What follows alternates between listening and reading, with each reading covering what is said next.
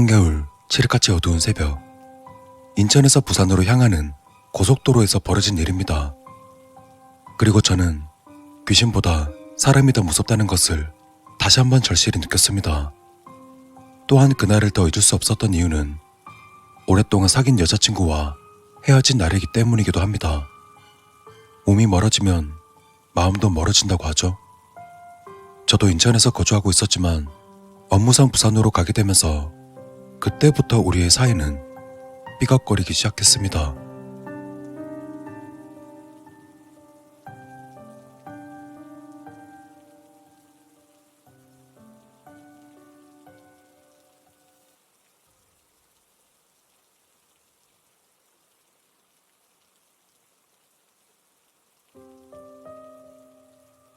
어느 날이었습니다.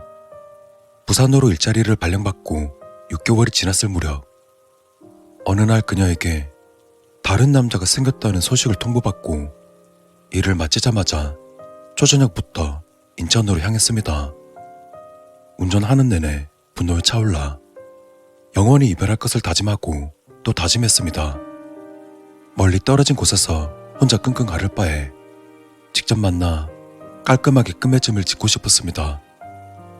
그러다 자정이 되어서야 인천에 도착했고 그녀와 얘기를 나누다가 자신에게 더 신경을 썼어야 됐다는 둥 적반하장으로 저를 대하는 그녀의 가증스러운 태도에 저도 모르게 남자로서 하면 안 될 짓을 해버렸습니다. 맞습니다. 홧김에 그녀의 얼굴에 손을 댄 것입니다.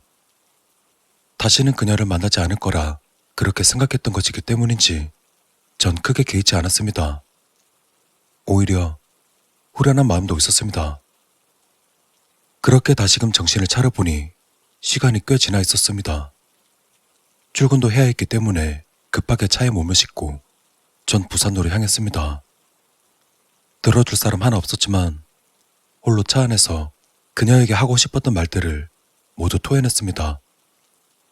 그러다 계기판에서 무언가 반짝거렸습니다. 아마 장거리를 뛰었으니 진작 기름이 다 떨어진 거겠죠. 다음 휴게소까지 거리가 있었지만 아직은 충분하다고 생각했습니다. 그렇게 전 가로등도 없이 뻥 뚫린 곳을 외롭게 달리다 다음 휴게소에 도착했습니다. 새벽이라 그런지 넓은 주차장엔 차 몇 대와 외곽으로 대형 화물차 몇 대뿐이었습니다. 아마 졸음이 와서 잠시 눈붙이러 들린 것이겠죠. 헌데 막상 휴게소에 들어서니 화장실이 더 급했습니다. 보통 주유소는 휴게소 출구 쪽에 있으니 화장실 쪽으로 차를 몰아 시동도 끄지 않고 볼일을 보고 나오는데 건장한 두 남성이 화장실 입구 바로 앞에서 담배를 태우고 있더라고요. 전 아무렇지 않게 그냥 지나치려 하는데 갑자기 제 손목을 턱 붙잡더니 굉장히 강한 사투리를 쓰며 제게 말을 건네왔습니다. 자기네들이 건강식품을 파는데 지금 얼마 남지 않아서 떠려 하겠다고 싸게 줄 테니 가져가라는 말이었습니다. 지금이 보통의 상황이었다면 그냥 무시했겠지만 그 남성들의 생김새라든지 풍기는 느낌은 말 그대로 조폭 같았기 때문에 집에 어르신이 없다고 살짝 기죽은 듯 거절했습니다. 그런데 이상하다고 느낀 건 바로 그 다음부터입니다. 두 사람 중 한 사람은 멍하니 저를 응시하더니 갑자기 공짜로 줄 테니 저기 있으니 그냥 가져가라는 겁니다. 남자가 가리키는 손가락으로 시선을 따라가 보니 언제 세워놨는지 제 차 뒤편으로 트럭 한 대가 거꾸로 서 있었습니다. 트럭 화물칸은 냉동 탑자를 어설프게 흉내낸 것처럼 작은 컨테이너가 올려져 있었는데 그것의 입구는 살짝 열려 있었습니다. 순간 불현듯 지금 이 상황과 비슷하게 인신매매를 한다는 기억이 떠올랐습니다. 빈 컨테이너에 문을 열고 들어가는 순간 그대로 밀어넣고 새 문을 닫아버려 납치하는, 저는 등골에 스멀스멀 피어오르는 식은땀과 소름, 그리고 당혹스러운 표정을 애써 감추며 초대한 기분 상하지 않게 거절하고 서둘러 차로 향했습니다. 전 그렇게 그 남성들을 뒤로하고 살살 뛰어가는데 어렴풋이 들리는 나를 향한 욕설들, 그리고 차를 타기 직전 벌어진 컨테이너 문틈 사이를 슬쩍 보았는데 어두컴컴해서 아무것도 보이지 않았습니다. 전 본능적으로 컨테이너에는 건강식품이든 뭐든 아무것도 없다는 것을 느낄 수 있었습니다. 저는 운전석에 앉자마자 정신없이 휴게소를 빠져나왔고 그제야 턱끝에 맺혀있는 식은땀을 닦아내렸습니다. 심장은 미칠 듯 두근대었고 손이 바들바들 떨렸습니다. 하필 그날 고속도로에 어떻게 차 한 대가 보이지가 않는 건지.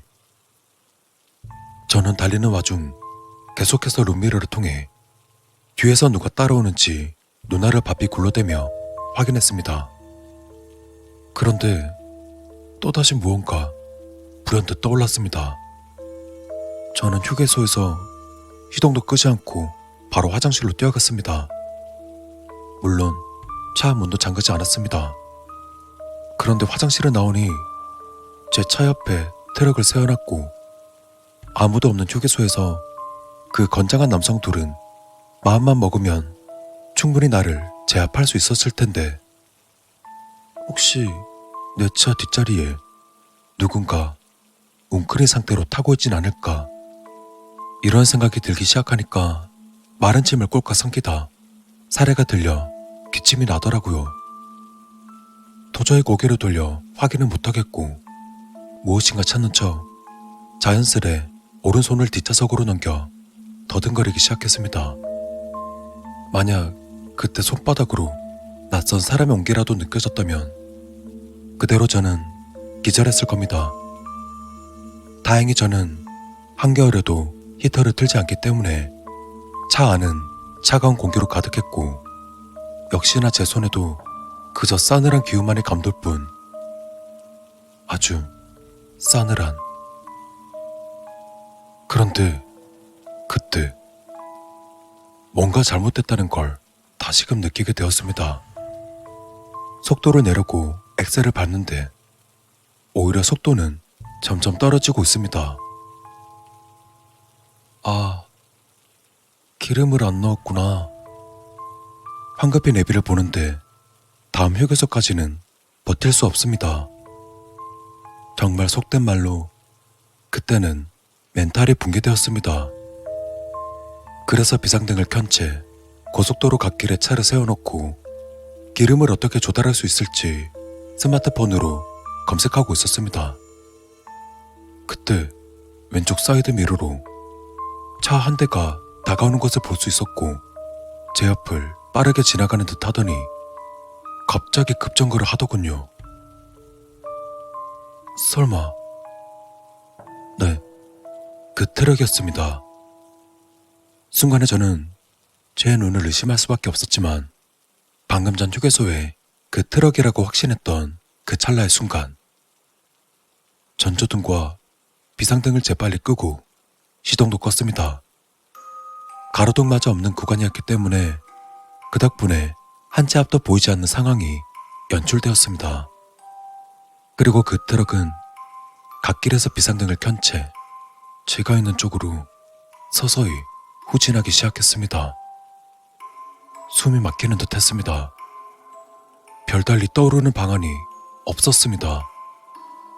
오로지 저는 도망쳐야 한다. 생명의 위협을 받고 있다. 이런 생각만 가득했습니다. 저는 살고 싶었습니다. 그 와중 다행스럽게 트럭이 바로 급정거를 했다지만 속도를 엄청 냈던 탓인지 저와의 거리가 꽤 된다는 걸 직시했습니다. 저는 잽싸게 밖으로 나와서 자동차 문을 잠그고 가드레일을 뛰어넘어 곧장 풀밭으로 몸을 숨겼습니다.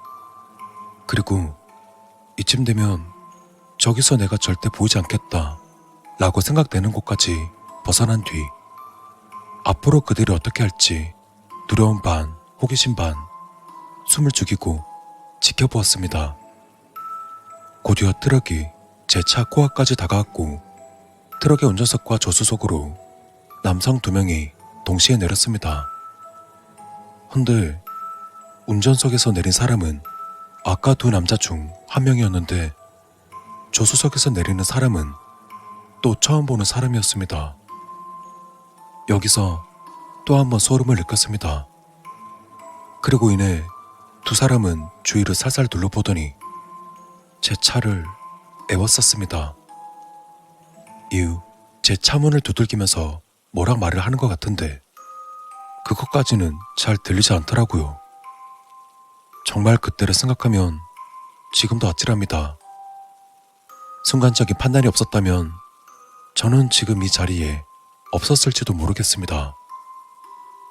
제 차는 썬팅이 과한 편이었는데 아마 그런 어둠 속에서는 더욱더 자동차 내부가 잘 보이지 않았을 겁니다. 그러다 2 사람은 제가 없는 척 했을 것이라 생각했는지 2 남성은 제 차를 강하게 흔들기 시작했습니다. 그래도 반응이 없으니 한 남자가 뒷좌석 쪽으로 이동해 양손과 얼굴을 창문에 바짝 붙여 안을 사사치 확인하는 듯 보이더라고요. 그런데 놀라운 건 바로 그때였습니다. 열심히 눈을 굴리던 그 남자가 갑자기 뒤로 획가닥 넘어지더니 비명을 지르며 자신들의 트럭으로 미친 듯 내달리는 겁니다. 같이 있던 다른 남자도 덩달아서 말이죠. 곧바로 트럭은 굉음을 내며 사라졌고 텅 빈 고속도로에 다시 정적만이 흐르기 시작했습니다. 저는 멍하니 그 광경을 보고 있다가 확실히 그들이 떠났다고 생각이 들자마자 조심조심 제 차로 다가갔습니다. 그리고 운전석에 재빠르게 몸을 싣고 도대체 그들이 무엇을 보았기에 저렇게 기겁하고 도망쳤는지 뒷좌석으로 고개를 천천히 돌려보았습니다. 그리고 이내 안도의 한숨을 내쉬었고 그들이 왜 그랬는지 알 것 같았습니다. 제가 잠시 깜빡하고 있었습니다. 피로 범벅이 된 여자친구의 싸늘한 시체가 뒷좌석에 누워 있었다는 것을. 저는 심심한 웃음이 튀어나왔고 차마 감지 못한 그녀의 시선은 저를 원망하듯 응시하고 있었습니다.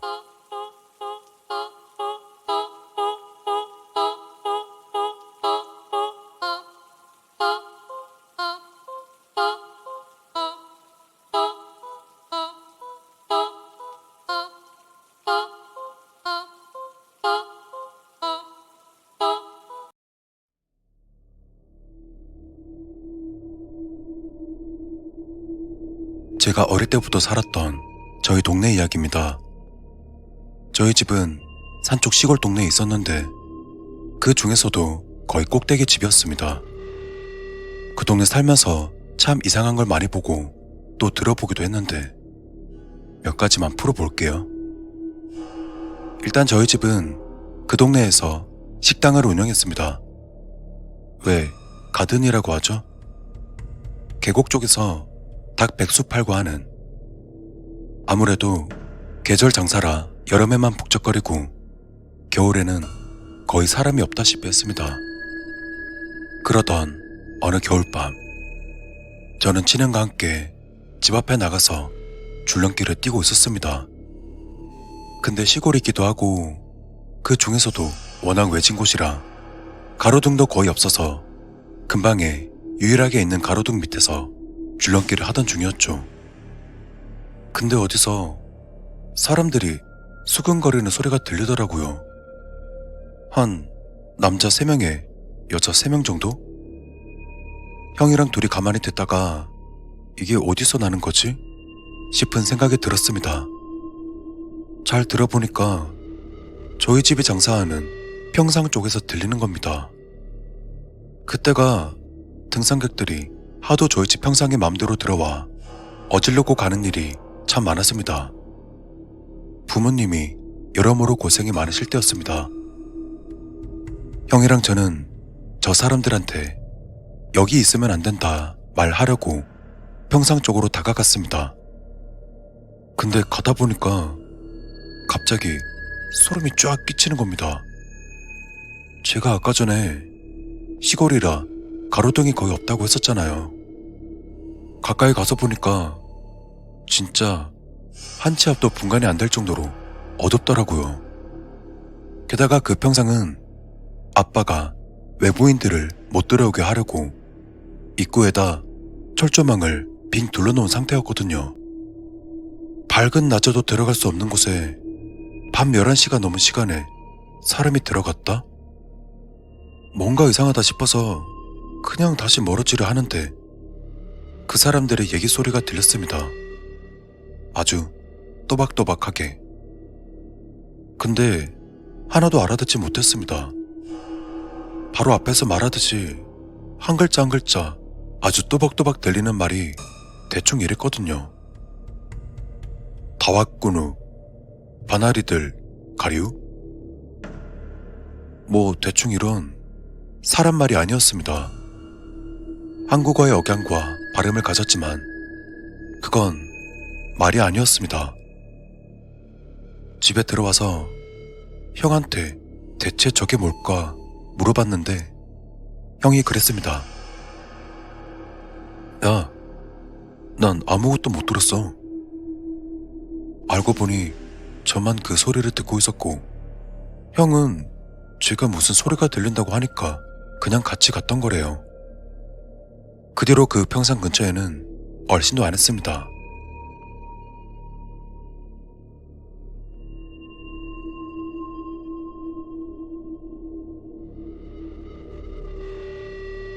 두 번째로는 그 동네에서 살 때 꼭 듣던 소리가 있었습니다. 야호 하는 소리였는데 사실 별로 특별한 소리는 아니었죠. 산속에서 야호는 뭐 어디서나 들리는 소리니까. 근데 그 소리는 좀 특이했습니다. 일단 목소리가 남자도 여자도 아니었습니다. 그렇다고 애기도 어른도 아니었고요. 야호 와 야호 이 사이의 텀이 10초 정도였는데 한번 들리기 시작하면 짧게는 30분, 길게는 8시간 정도 들렸습니다. 사람 목소리라기엔 메아리도 없어서 의아했고요. 새나 동물 소리인가 하고 검색해봤지만 저런 소리를 내는 짐승은 없었습니다. 그 소리는 초등학교 5학년 때 그 동네에 들어가서 고등학교 3학년 나올 때까지 들었습니다. 아직도 무슨 소리였는지 궁금합니다.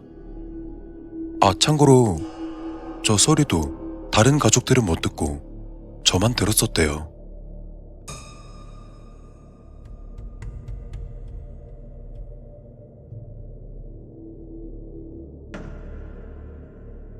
세 번째는 엄마랑 밭일 하던 때 있었던 일입니다.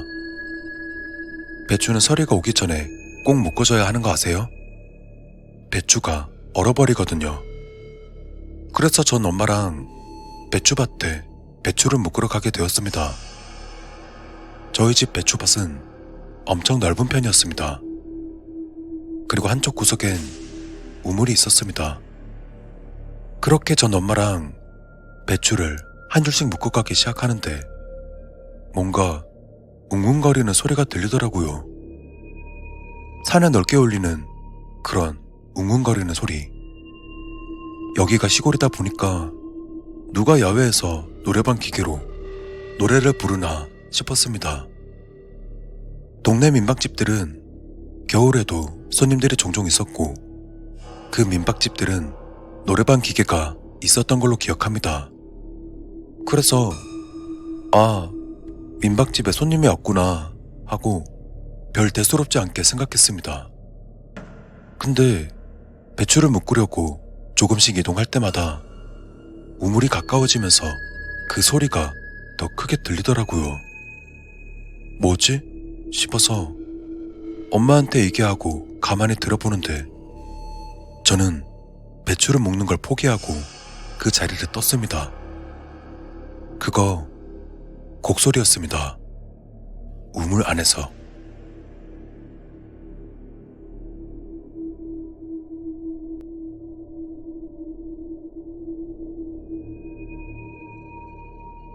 나중에 들은 말이긴 한데 그 지역 어른들이 하시던 말이 있습니다.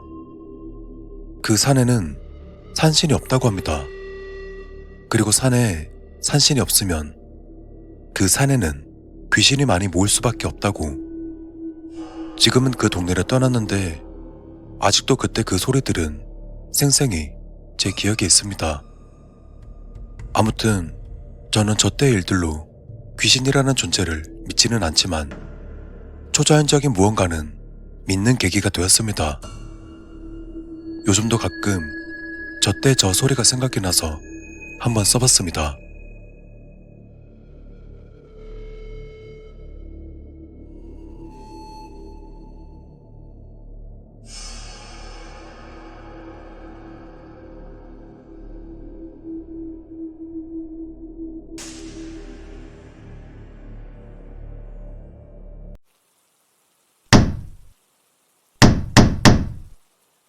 누구세요?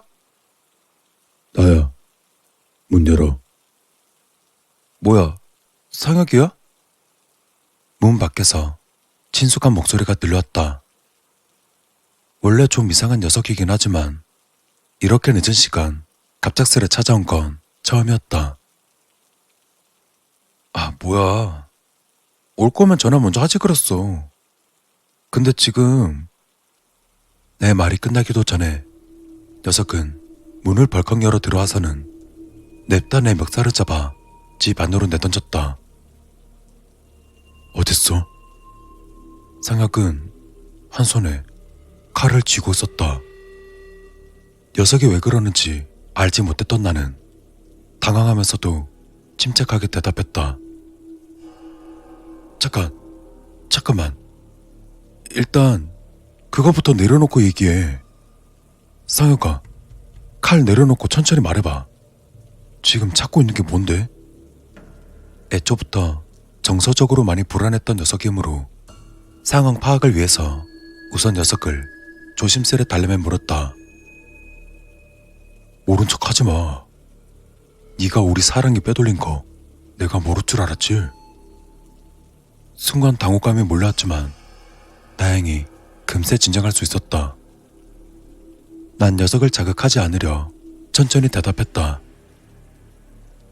사랑이? 네가 키우는 강아지 사랑이 말하는 거지? 그래. 우리 사랑이 어떻겠어? 똑바로 말 안 하면 진짜 찔러버린다. 당장이라도 녀석은 내게 달려들 듯 칼을 들이밀며 말했다. 잠깐만. 그거 내려놓고 얘기하라니까. 상혁아, 자, 잘 들어봐. 너 이번 치료 받는 동안 나한테 사랑이 돌봐달라고 했었어. 그치? 사료랑 장난감이랑 이런저런 물건들 전부 다 챙겨와서 나한테 부탁했어. 기억나지? 그래서 내가 2주 동안 맡아서 돌보다가 3일 전에 네가 다시 데려갔어. 고맙다면서 나한테 밥도 샀어. 맞지? 기억나지? 사실이었다. 부모도 친척도 없는 녀석은 병원에 입원한 동안 믿고 맡길 수 있는 사람이 나뿐이라고 생각했던 것 같았다. 나도 알아. 근데 그거 우리 사랑이가 아니야. 다른 사람들 다 속여도 내 눈은 못 속여. 그거 사랑이가 아니야. 그냥 똑같이 생긴 다른 강아지라고. 골치가 아파오기 시작했다. 일이 커지기 전 어떻게든 잘 구슬려서 상혁을 진정시켜야 했다. 무슨 소리라는 거야? 사랑이 맞아. 하얀 털의 작은 강아지. 맞잖아. 너 없는 동안 내가 잘 돌보고 있다가 다시 돌려줬다니까. 그날 너도 오랜만에 보더니 더 예뻐졌다면서 좋아했었잖아. 거짓말하지 마. 그건 우리 사랑이가 아니라고. 사랑이는 겁이 많아서 누가 찾아와도 내 품에서 꿈쩍도 하지 못하는 애였어. 이 한심한 나를 믿고 의지하는 유일한 애였다고. 근데 이놈은 아니야. 그리고 눈빛도 달라. 사랑의 눈빛이 아니었어. 솔직히 말해. 그거 우리 사랑이가 아니야. 그렇지? 네가 날 속였잖아. 맞지? 머리가 아프기 시작했다. 상혁아, 잠깐만. 너 약 먹었어? 의사가 준 약 있지? 그거 제대로 챙겨 먹은 거 맞아? 너 그거 빼먹으면 불안증 생기고 또 내 말대로 잘 돌봐줬어? 뭐? 내가 말해준 대로 잘 돌봤냐고. 내가 분명히 말했었지. 사료는 비율에 맞게 잘 섞은 다음 제때 딱 맞춰서 줬어. 사랑에는 예민해서 정확한 시간에만 밥 먹는다고 내가 얘기했지. 물도 오래 떠놓은 걸 안 먹으니까 1시간마다 물 갈아줘야 한다고 분명 내가 말했는데. 산책도 제 시간에 정확하게 시켰어. 하루라도 빼먹으면 사랑이가 엄청 스트레스 받는다고. 또 배변 패드는 깨끗해도 무조건 주기적으로 갈아주라고 말했지. 잠자리는 단면은 이틀에 한 번 빨아서 꼭 양지 건조해야 한다고 했는데 그거 다 지켰어? 정확하게 딱 맞춰서 지켰냐고. 대답해. 정확하게 다 지켰어? 폭풍처럼 뱉어내는 녀석의 말에 당혹감을 감추기 어려웠다. 내가 제대로 대답하지 못하자 녀석의 얼굴이 한층 더 싸늘해졌다. 내가 한 말들은 다 기억해? 내가 간식을 어떻게 주라고 했지? 어떤 간식을 언제 어떻게 주라고 했는지 말해. 사랑에는 장이 예민하니까 간식 줄 때 어떻게 줘야 한다고 했지? 그게 제대로 되지도 않았구나. 간식 제대로 안 챙겨줬지. 아니, 밥은 제때 줬어? 산책은? 배변 패드는? 아예 깔지도 않았지? 그래, 뻔하지. 사랑이 따윈 안중에도 없고 그냥 술이나 마시러 다녔겠지. 사혁아, 그게 아니고 좀 들어봐. 아가리 닥쳐, 이 새끼야. 믿고 맡겼는데 그 이쁜 애를 나 몰라라 방치해? 그래서 진짜 사랑이는 어떻겠어? 죽었어? 죽었지. 내가 화낼까봐 어디 가서 비슷하게 생긴 강아지를 사온 거야. 맞지? 그냥 비슷하면 내가 속을 거라 믿으면서. 지능 딸리는 저 새끼는 지 새끼도 몰라보고 실실 웃으면서 속을 거라고 생각했겠지. 사여가 그런 거 아니라니까. 난 아가리 닫으라고 했을 텐데. 말문이 턱 막혔다.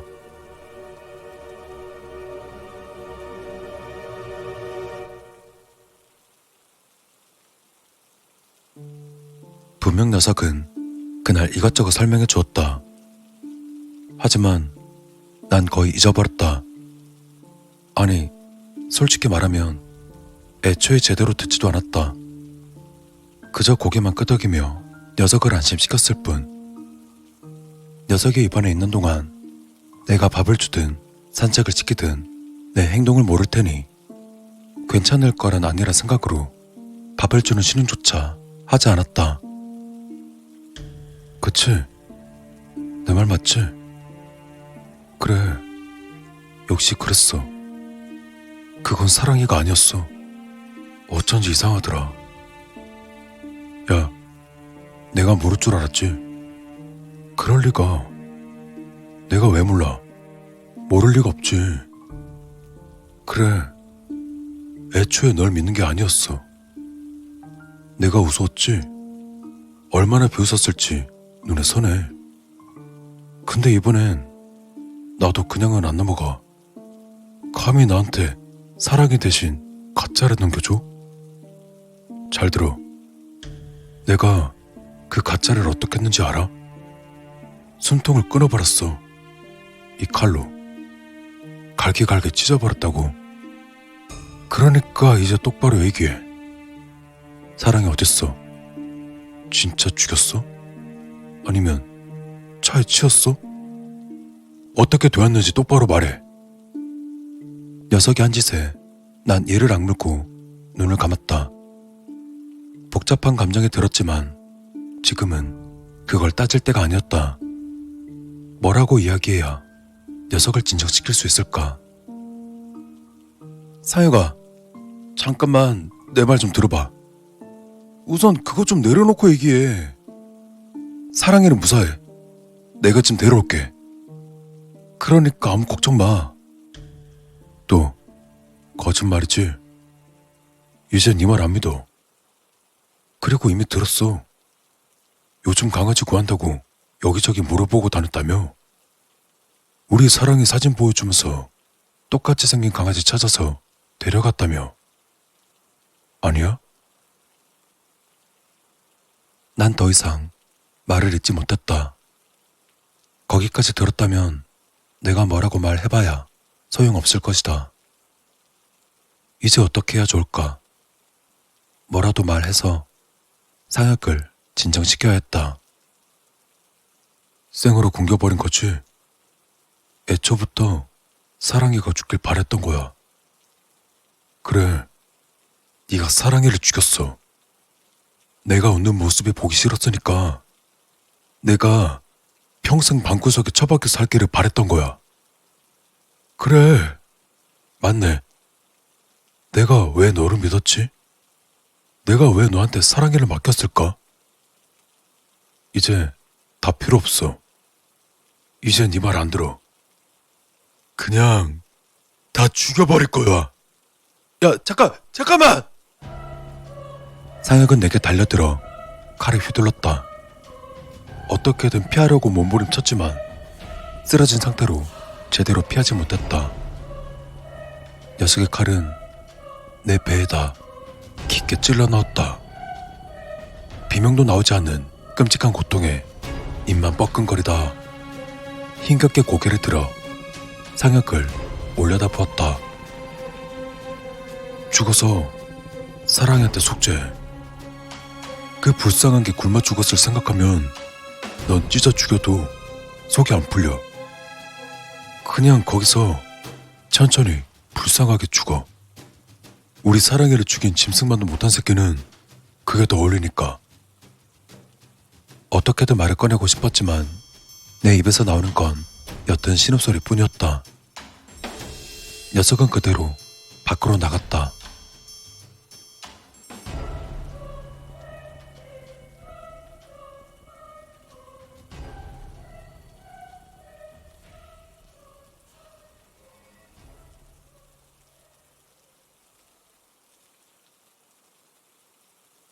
아저씨, 이 사진 좀 봐주시겠어요? 혹시 이렇게 생긴 강아지 구할 수 있을까요? 이렇게 생긴 강아지요? 근데 이건 인형이잖아요.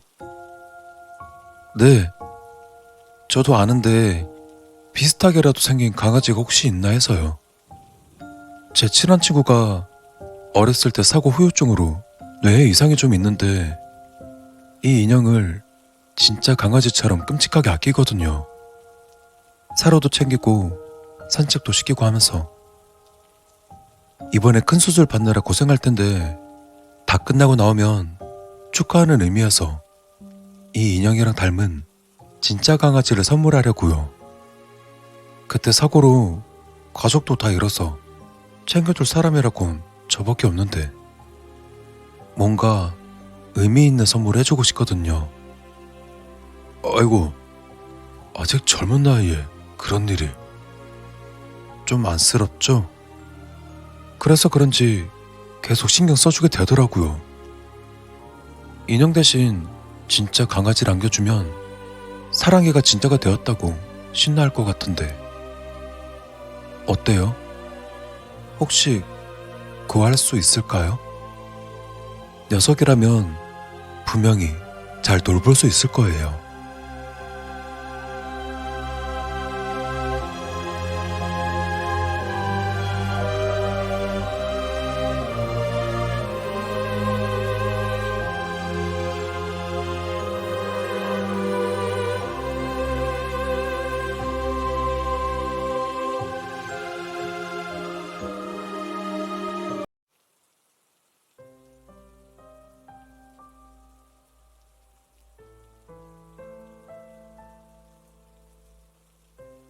상혁이 정훈의 집에 찾아갔을 때 이미 누군가 그의 집 앞에 서 있었다. 기자라든가 이야기 만들기 좋아하는 동네 아주머니 몇 명 정도 있지 않을까 생각했지만 예상외로 집 앞에 홀로 서 있던 사람은 나이가 지긋한 노인이었다.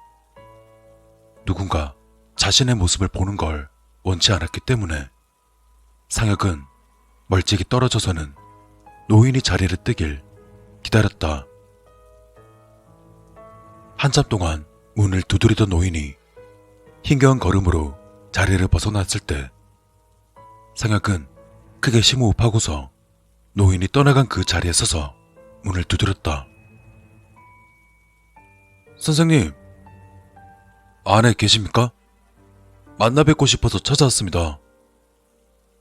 열심히 불러보았지만 안에선 별다른 대답이 없었다. 정훈이 출소한 지 고작 2주가 지났을 뿐이지만 그간 많은 사람이 왔다 갔던 모양이었다. 저 이상한 사람 아닙니다. 그냥 잠시 이야기 좀 나누고 싶어서 왔습니다. 여전히 답이 없자 상혁은 잠시 고민하더니 조심스레 덧붙였다. 저는 김상혁이라고 합니다. 저도 선생님이 죽인 그 사람에게 가족을 잃었습니다. 그냥 이야기를 좀 나누고 싶습니다. 잠시간 침묵이 이어진 끝에 안에서 인기척이 들려왔다. 들어오시길. 그리고 곧 문이 열리며 초췌한 얼굴의 남자가 상혁을 안으로 들였다. 지저분하지만 적당히 치우고 편한 곳에 앉으시게. 대접할 건 마땅히 없으니 그리 알고. 상혁이 너저분한 물건들을 치워놓고 자리에 앉자 정훈 역시 상혁의 맞은편에 앉았다. 무슨 말이 하고 싶어서 왔나? 살인자라고 욕하고 싶은 겐가? 아니면 원수를 갚아줘서 고맙단 말을 하고 싶은 겐가? 상혁은 씁쓸한 얼굴로 말했다. 솔직히 말하면 그 둘을 다 말하고 싶습니다. 감사하다 말하고 싶기도 하고 너무했다고 말하고 싶기도 합니다. 그 말에 정우는 고웃음을 흘렸다. 이건 또 처음 보는 반응인데 보통 둘 중 하나였지. 자기 가족 죽게 한 그 쓰레기 새끼를 대신 죽여줬다면서 날 지켜 세우던 녀석. 그리고 고작 사과올 뿐인데 자기의 감정에 못 이겨 살인을 저질렀다면서 날 깎아내리던 녀석. 둘 다 일리는 있다고 생각합니다. 뭐가 어찌되었건 그놈 때문에 사랑하는 사람을 잃었으니 당연히 저도 화가 나는 건 사실입니다. 처음 그 새끼가 죽었다는 소식 들었을 때 통쾌함을 느꼈던 것도 사실이죠. 하지만 결국 그건 사고였습니다. 선생님이나 제 가족, 그리고 다른 사람들의 가족들은 미치광이 살인마 때문이 아니라 그냥 버스에 탔다가 빗길에 미끄러진 트럭에 받치는 바람에 목숨을 잃은 거죠. 정우는 크게 한숨을 쉬고는 차분히 말했다. 그래, 사고였지. 음주운전도 아니었고 졸음운전도 아닌 단순 과실.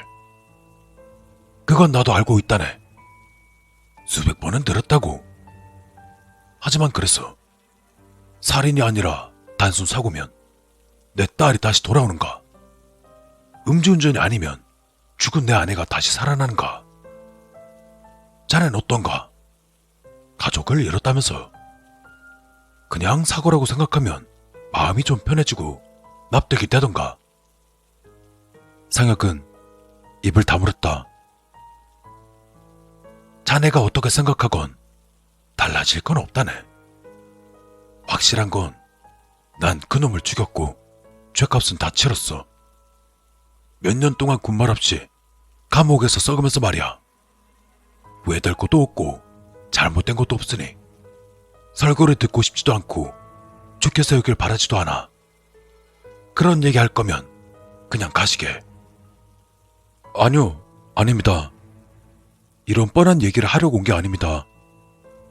다만 조금 복잡한 이야기겠지만 먼저 제 말을 들어주셨으면 합니다.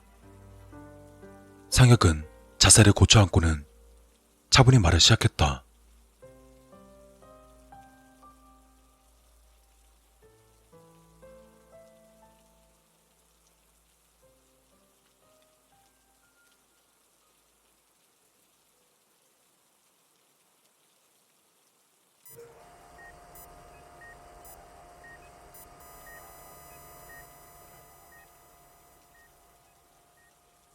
사실 선생님 소식을 뉴스로 듣기 전까지 말입니다. 그러니까 선생님이 그 트럭 기사를 죽이기 직전까지 전 결정을 하지 못했습니다. 결혼식을 며칠 앞두고 그 누구보다 행복을 꿈꾸던 제 약혼녀였습니다. 사랑하는 제 여자를 죽게 한 그놈을 용서하는 게 맞을지 아니면 살려두는 게 맞을지. 그놈이 말입니다. 피해자 가족들 앞에 나타나서 울면서 사죄하던 그때 누군가는 용서하고 누군가는 욕을 했지만 전 아무것도 하지 못했습니다. 품에 숨겨놓은 망치를 꼭 쥔 채 고민하고 또 고민했지만 끝내 움직이지 못했습니다. 그를 용서해서가 아니라 마음속에서 결정을 내리지 못했기 때문이었습니다. 마음속으로 수십 번 그를 죽였고 또 수십 번 용서하고 어떻게 해야 할지 몰라서 답답함에 숨이 턱턱 막히는 시간을 보냈습니다. 근데 너무 슬프고 답답해서 정말 죽을 것 같던 그때 선생님이 그를 죽여주신 겁니다. 그 순간만큼은 전 정말 구원받는 느낌이 들었습니다. 정우는 상혁의 말에 크게 한숨을 쉬었다. 결국 이 청년도 다른 이들과 다를 바 없었다. 정작 움직여야 할 때는 가만히 있다가 뒤늦게 자기 편을 들면서 죽여 세우는 머저리였다. 그놈들을 볼 때마다 자신의 분노와 각오가 퇴색되는 것 같아 기분이 좋지 않았다. 하지만 말씀드렸다시피 그 사람을 죽인 건 정의로운 일은 아닌 것 같습니다.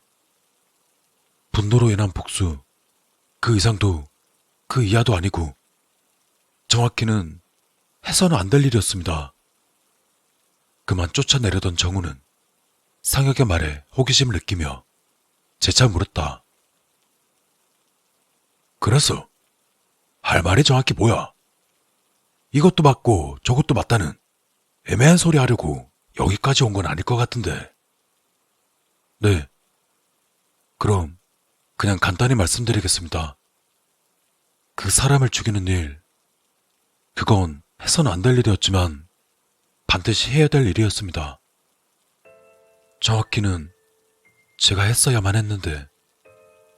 하지만 그 자식이 죽었다는 소식을 들었을 때 엄청난 안도감을 느꼈습니다. 누군가 나 대신 움직여 주었구나. 내 손을 더럽히지 않았구나. 하지만 그렇게 안심한 것도 잠시뿐이었고 말 못할 후회가 곧 몰려왔습니다. 제가 말입니다. 선생님 대신 그놈을 납치하고 선생님 대신 그놈을 죽여서 그놈의 살조각 하나, 뼈조각 하나 남지 않게 모조리 부셔버려야 했습니다. 그리고는 당당히 죗값을 치러야 했습니다. 그게 죽은 제 아내를 위한 일이었고 제가 감당해야 될 짐이었습니다. 그런데 제가 머뭇거리는 사이에 그 일을 뺏겨버린 겁니다. 선생님께 감사한 만큼 그만큼 원망스러웠습니다. 또 제 마음이 편해진 만큼 그녀에게 죄송스러웠습니다. 그래서 이 짐을 내려놓고자 선생님을 찾아온 겁니다. 더 이상 후회하고 머뭇거리지 않기 위해서. 길었던 이야기가 끝이 났지만 이야기를 듣던 정우는 조금도 움직이지 않았다. 상혁이 망치를 꺼내 들었을 때에도 마찬가지였다. 조금 늦었지만 전 제가 해야 할 것을 하려 합니다. 그를 죽인 선생님을 죽임으로써 제 의무를 다하는 겁니다. 그리고 선생님처럼 죄값을 정확히 치르고 그녀에게 사죄할 생각입니다. 네, 반드시 그래야 됩니다. 더 이상 머뭇거릴 수가 없습니다. 상혁은 망치를 높이 든 채 단호한 표정으로 다가갔다.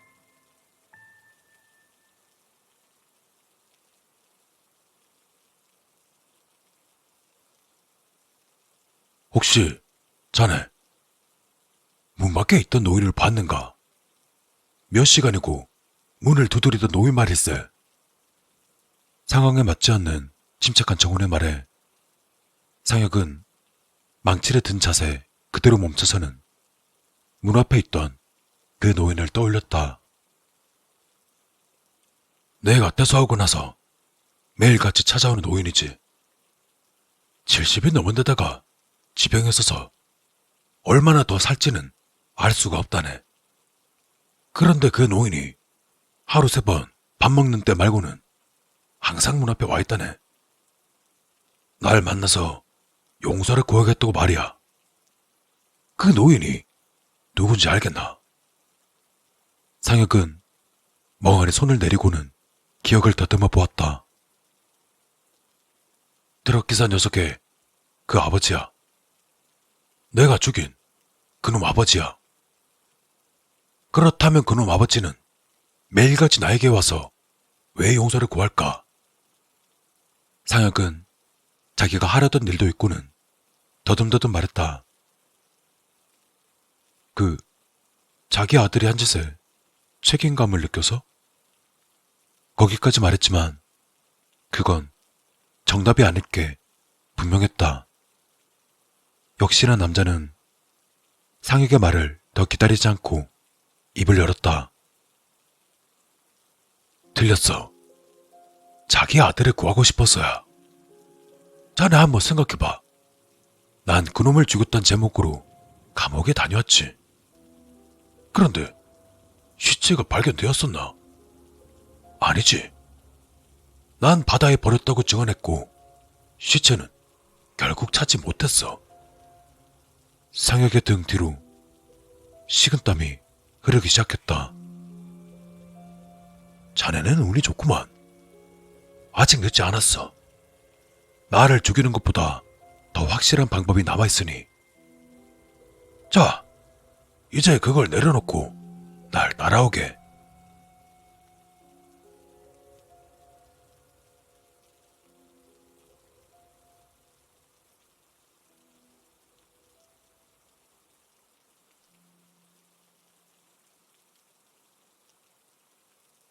남자를 따라간 곳은 길에서도 멀찌감치 떨어진 노인의 집이었다. 주변으로 아무것도 없는 그 낡은 집 지하실에 끔찍한 무언가가 묶여 있었다. 손발을 자르고 혀도 베어버렸지. 눈을 찌르고 고막도 찢어놨어. 죽는 건 말이야 너무 편한 벌이거든. 앞도 못 보고 귀도 안 들리고 말도 못해. 죽고 싶겠지만 자살할 방법이 없는 거지. 그러니 어쩌겠나. 늙고 병든 지 아버지가 챙겨주는 밥을 억지로 씹어삼키며 살아가는 수밖에. 상혁은 눈앞에 있는 것을 차마 볼 수 없었다.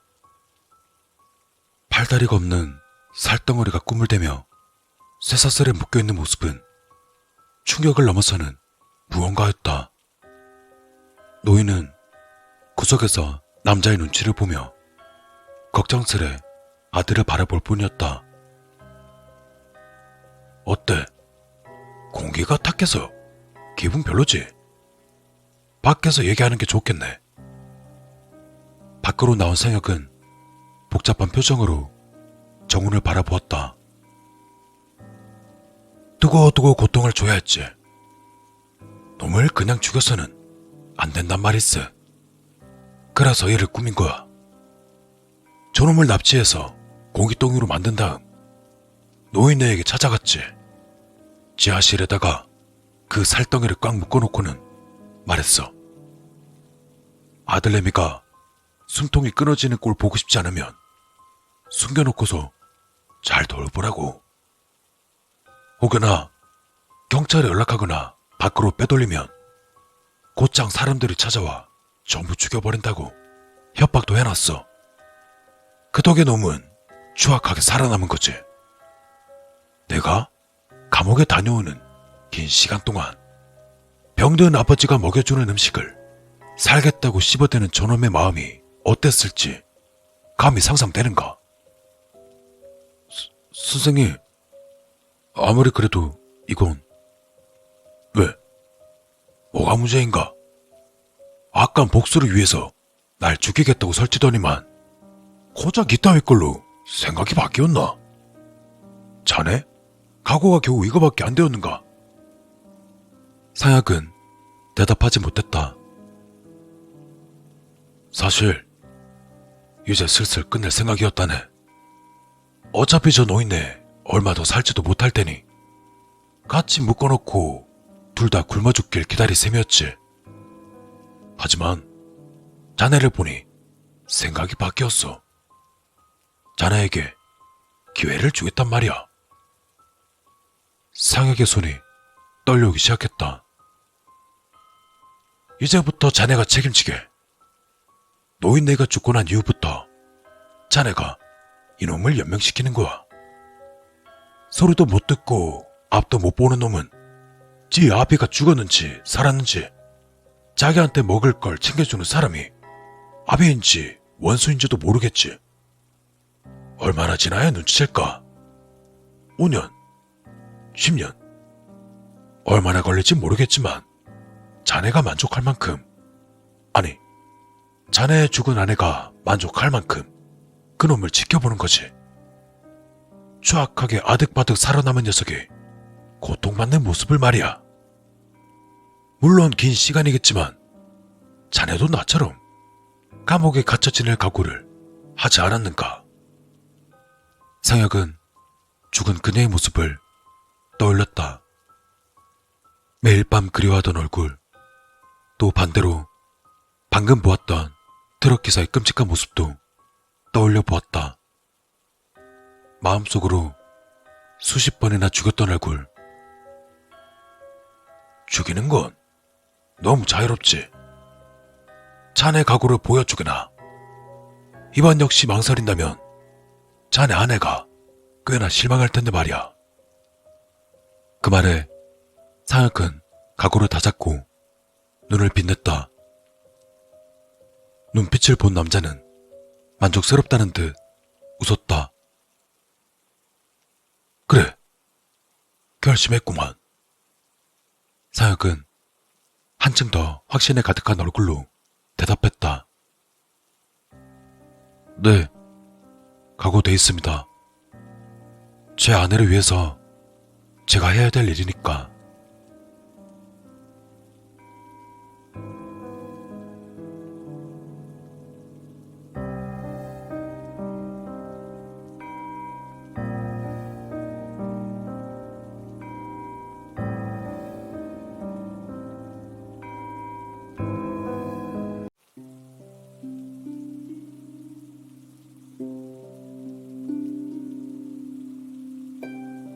빨간 마스크에 대한 괴담은 한 번쯤 들어보셨죠? 이 이야기는 조금 오래된 이야기지만 실제로 제가 겪었던 실화입니다. 제가 가르치던 중학생 아이들이 수업 중 빨간 마스크 얘기를 꺼낸 적이 있습니다. 아, 참고로 전 대학생입니다. 그때 저는 제 자신이 학생들과 공감할 수 있다는 것에 내심 뿌듯했습니다. 빨간 마스크는 제가 초등학생이던 때, 그러니까 20년 전부터 퍼지기 시작했습니다. 빨간 마스크에 대한 괴담은 몇 년쯤 유행하다가 슬그머니 사라졌고, 올해 초부터 다시 빨간 마스크에 대한 괴담이 사람들 입에서 나오기 시작했죠. 다시 붐이 되었던 이유는 잘 모르겠습니다. 무튼 빨간 마스크에 잔인하고 흉측한 얼굴은 제 기억 속에 공포감을 심어주는 몇 안 되는 요소들 중 하나였습니다. 빨간 마스크 괴담이 사람들 입으로 퍼지기 시작한 그 시절, 늦은 밤 거리에는 학생들을 찾아보기 힘들었으며 낮에 다닐 때도 항상 그룹으로 몰려 다니곤 했었습니다. 그리고 어느덧 그것에 익숙해질 때쯤 파란 마스크, 초록 마스크도 나오기 시작했는데 사실 저는 겁도 많고 빨간 마스크가 저에겐 너무 충격이었기 때문에 파란색이니 초록색 마스크 괴담은 애초에 귀를 막아버렸었죠. 그리고 또 얼마 지나지 않아 나온 게 있는데 드라큘라 강아지. 이 개는 빨간 마스크가 기르는 설이 있었는데 사람을 물면 죽을 때까지 놓아주질 않는다고 합니다. 자, 그럼 이쯤에서 빨간 마스크 이야기를 종합해보면 빨간 마스크는 입이 귀까지 찢어진 여자이고 달리기는 100m로 5초에 뛴다. 이 여인에 대한 사진은 흔히 인터넷에서 찾아볼 수 있다. 사람을 만나면 나 예뻐? 라고 물어보는데 그렇다고 하면 너도 나처럼 해줄게 라고 말하며 입을 귀까지 찢어버린다. 그리고 아니다, 못생겼다고 말하면 입을 반만 찢는다. 제가 어렸을 당시에는 빨간 마스크의 사진을 볼 수 없었습니다. 인터넷이란 게 없었기 때문에 그 시절 저에게 빨간 마스크에 대한 괴담은 온통 미스테리 투성이었습니다.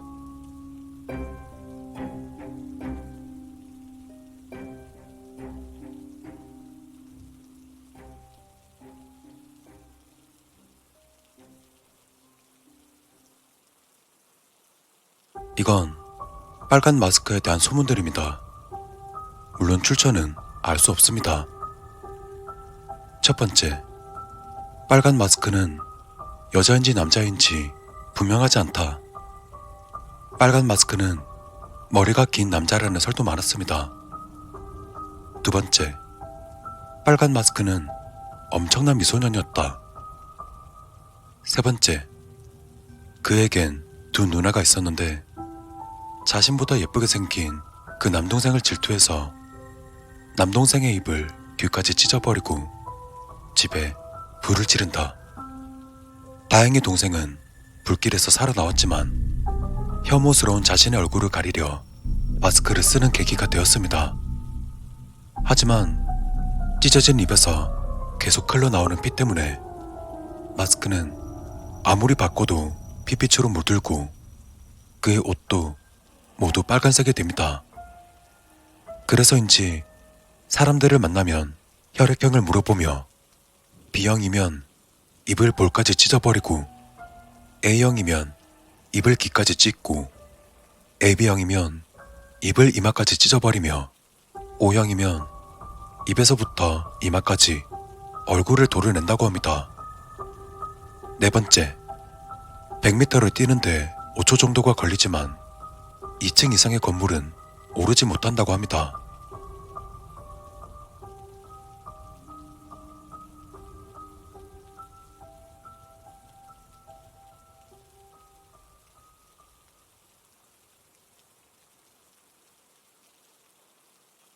지금부터는 제가 실제로 겪었던 일입니다. 당시에 저는 초등학생이었습니다. 그리고 그때 아파트에서 살고 있었고 평일 중 3일은 수영 강습을 받았습니다. 빨간 마스크 소문이 돌고 한두 달이 지났을 때 제가 살던 곳에서 수영장을 가는 곳으로 개발이 되지 않았던 부지 하나가 있었습니다. 그리고 그곳에서 한 사건이 터졌습니다. 어떤 사람이 끔찍한 죽임을 당했는데 그 방식은 사람의 짓이라 생각하기에 너무도 끔찍했습니다. 배는 30cm가량 칼로 찢어 놓았고 그 속의 내장들이 삐죽 나와 있었으며 그의 얼굴은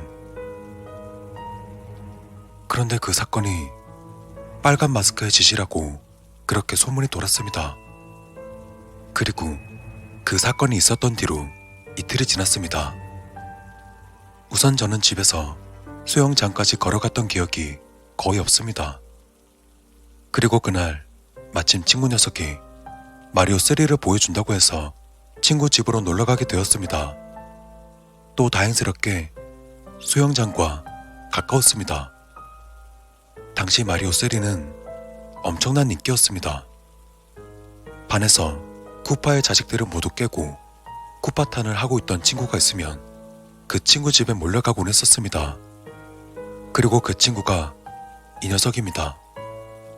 전 한껏 신이 난 채 마리오를 보다 보니 어느덧 수영 수업 시간이 다 되어가고 있었습니다. 그리고 그 친구가 수영장까지 가까우니 그냥 걸어가라고 말했습니다. 그때는 몰랐습니다. 개발이 되지 않았던 그 부지를 지나쳐야 한다는 것을. 친구와 놀다 보니 완벽하게 잊고 있었습니다. 순간 그 사건이 떠올라 움찔했지만 어차피 낮이었고 주변에 큰 길도 있었으니 전 최고의 스피드로 냅다 뛰었습니다. 그렇게 부지를 벗어나는 지점에서 전 숨을 몰아쉬며 아무 생각 없이 왼쪽을 보았습니다. 헌데 그때 그 부지는 엄청 컸었는데 매우 먼 곳에서 사람 형상이 보였습니다. 멀리서 보아도 너무나도 빨간색인 옷을 입은 채, 그리고 그 빨간색 사람은 이쪽으로 다가오고 있습니다. 순간 저는 이러지도 저러지도 못한 채 한동안 그 자리에서 얼어 있었습니다. 또한 내가 뛰기라도 한다면 저것이 쫓아올 것 같았기 때문에. 빨간 마스크는 100m를 뛰는데 5초. 다행히 제가 서 있는 곳과 수영장 입구까지의 거리는 30m 정도였습니다. 하나, 둘, 셋. 전 뒤도 돌아보지 않고 다시금 빠르게 뛰었습니다. 그리고 무사히 수영장에 도착할 수 있었고, 도착한 후에도 절대 뒤는 돌아보지 않았습니다. 그가 내 얼굴을 기억할까봐.